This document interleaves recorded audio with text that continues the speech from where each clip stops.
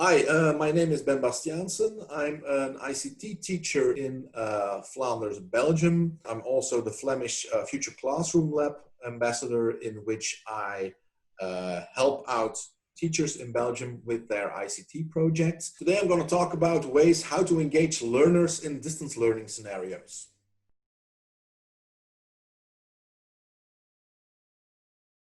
I am in the lucky situation that I'm an ICT teacher and that all my pupils have their own laptop and that they have a good internet connection at home. But I also noticed that quite a few of my colleagues were not in that situation. There was maybe only one computer for an entire family of 5, 6 kids who all had to learn from home. So pupils maybe had the computer available only one time per week or maybe 1 hour a day. So that made it a lot harder for my colleagues to cope with it. And for example, a few of my colleagues just took the very low-tech initiative to make a simple phone call. And not only to talk about school stuff, but also to talk about how are you doing? Is everyone in the family okay? Have there been illnesses?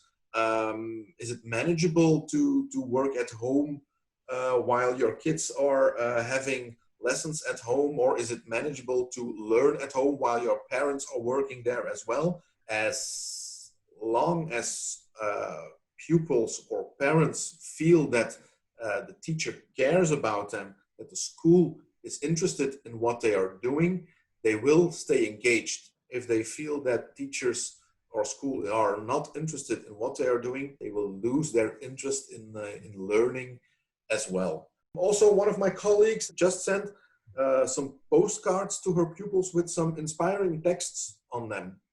Text like, "You can do it." And she had some very good reactions of pupils. So these are very low-tech examples of how you can sustain the engagement of learners.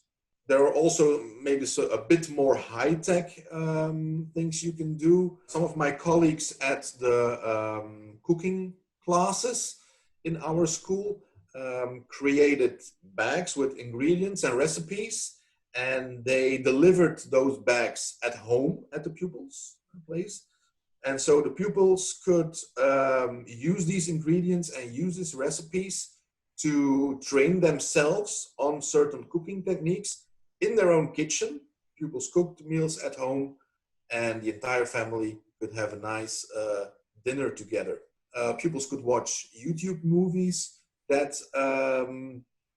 the teachers made about certain cooking techniques, and they also had to film themselves using these techniques and upload them to our learning environment.